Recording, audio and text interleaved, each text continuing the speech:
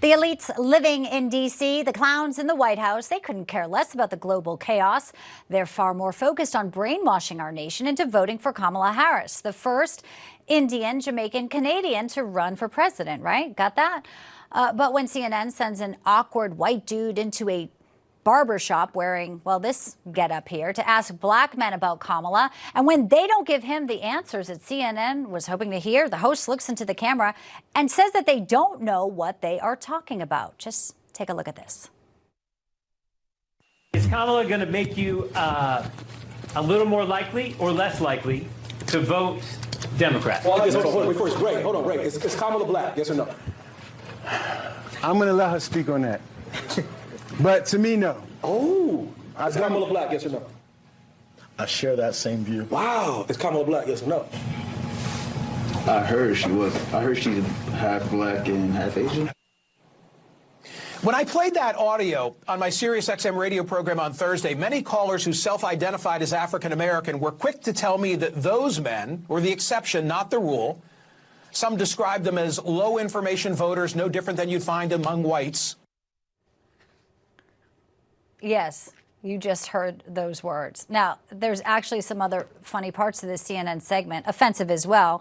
After the black men explained their views on Kamala and race, you heard the white man of authority calling them low-information voters. And that's not how the majority of black people think, he went on to say. You just can't make this up, can you?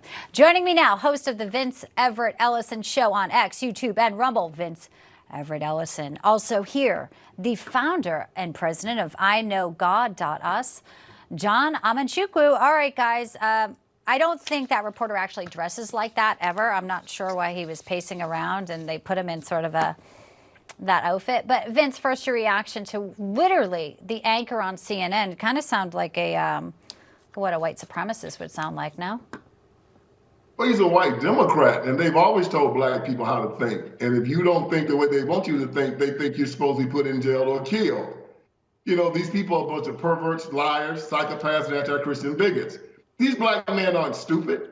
They know what black is, just like me and John know what being black is. There's nothing wrong with being white. There's nothing wrong with being Indian. But the worst thing you can do, the most unpardonable sin in the black community, is to pass.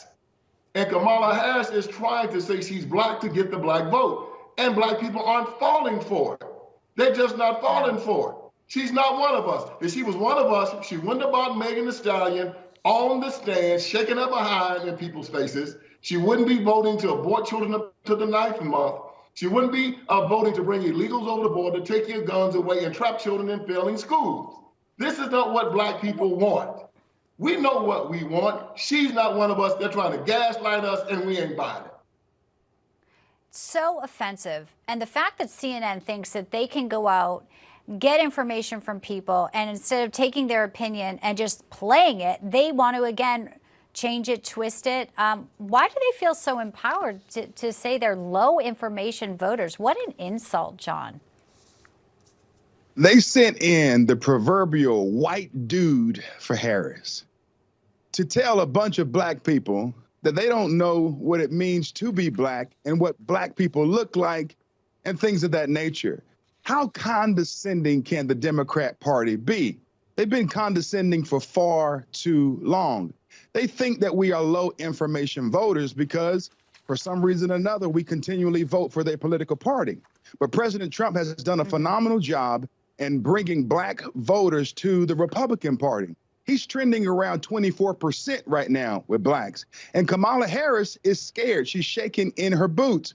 And amongst the black community, if you deny your blackness for the sake of trying to fit in with another people group, you lose all credibility. Kamala Harris has no credibility, no street cred in the black community. And this punk that came into the barbershop trying to tell these black men that they're low information voters, that wouldn't work on my side of town. It wouldn't work at all. No. He wouldn't make 5 seconds in the barbershop. Well, we don't know the end of the clip. No, I'm kidding.